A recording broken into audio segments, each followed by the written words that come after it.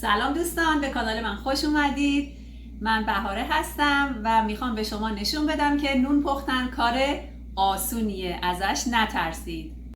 همونطور که دیدین توی ویدیوهای قبلی من اصرار داشتم که نونهایی رو به شما آموزش بدم که احتیاج به ورز دادن نداشت و فقط مواد رو با هم دیگه مخلوط میکردیم. بنا به درخواست خیلی از دوستان امروز میخوام یه بربری درست بکنیم که با آرد سبوسدار هست و احتیاج به ورز دادن داره. برای همین امروز میخوام این بزرگوار رو به شما معرفی کنم.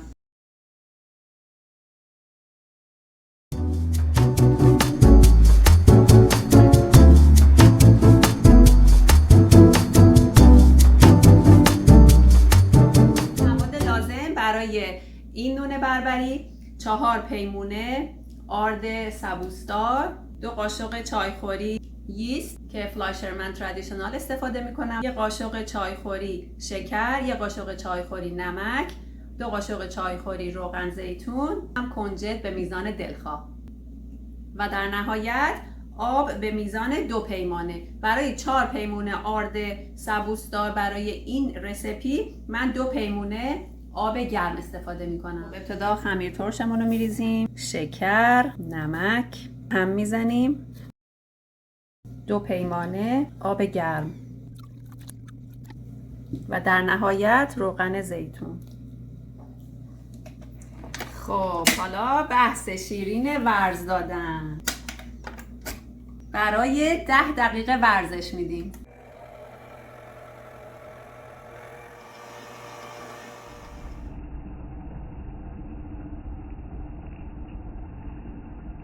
خب دوستان عزیز توجه کنید که چه بافتی به دست اومده.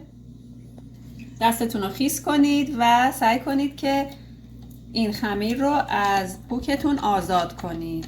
به این صورت من این دوره هاشو اینطوری میگیرم، دورگیری میکنم و میذارم برای 1 ساعت استراحت.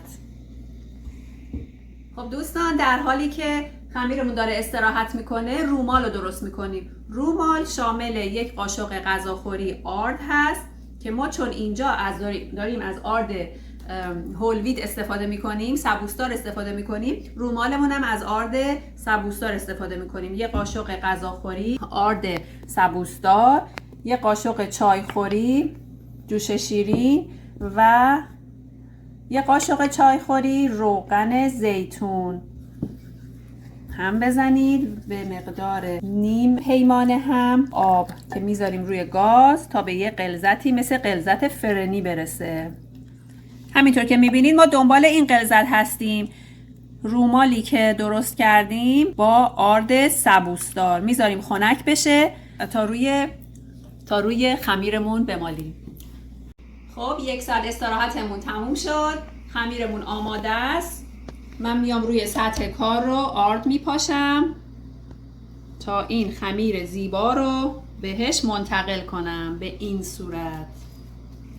توجه کنید که خمیر نون بربری خمیر شلیه. من از کاردک استفاده میکنم. به این صورت خمیرم رو آماده کردم برای چونه گرفتن. به 2 قسمت تقسیمش میکنم، به 2 قسمت مساوی. به قول معروف چیکار میکنم؟ دارم چونه میگیرم. ببینین الان من 2 تا چونه دارم. اگر که میخواین خیلی دقیق کار کنین میتونین اینا رو وزن کنین که اندازه‌شون مساوی باشه. رو به این صورت برمیدارم، میذارم توی سینی که بهش شکل بدم. دستتون رو خیس کنین و به خمیرتون شکل بدین، شکل نون بربری به این صورت. سعی کنید که فشار مساوی وارد کنید که یه جاش نازک نشه یه جاش کلفت بشه. بچه‌ها این خیلی مهمه، نکته اصلی داستانه که یک نون یک نواختی داشته باشین از نظر بافت، یه جاش کلفت نباشه یه جاش نازک. خب دوستان عزیز خمیرها رو پهن کردم توی سینی و حالا نوبت روماله. ببینین رومال به چه دردی میخوره. رومال برای خوش رنگ کردن روی نون و برای اینکه موادی که روی خمیر استفاده میکنیم بهش بچسبه استفاده میشه. بربریه و شیاراش. حالا وقت اینه که براش شیار بکشیم. به این صورت دستتون رو خیس کنید و این شیارها رو توش ایجاد بکنید. دوستان عزیز توجه کنید که وقتی دارین فشار میدین خوب فشار بدین که این تا ته سینی بره، وگرنه شیارش خوب عمل نمیکنه. میتونین کنجد سیاه بریزین، میتونین کنجد سفید بریزین، هر تاپینگی که دوست دارین میتونین روش بریزین و آماده میشه که بره توی تنور. خب همونطور که توی ویدیوهای قبلی هم گفتم که لینکش توی دیسکریپشن میذارم، ما برای پختن نون بربری احتیاج داریم به یک حرارت 380 درجه فارنهایت. درسته؟ خب این دوتا بزرگوار آمادن که برن توی فرن به مدت 30 دقیقه. تایمر رو بذارین روی 30 دقیقه. بعد از 30 دقیقه نونا رو از تنور در آوردیم. این دوتا نون بربری سبوسدار ماست، پشت و رو. حالا میخوام براتون برش بزنم. اینم مقطعشه. به به. هنوز داغه.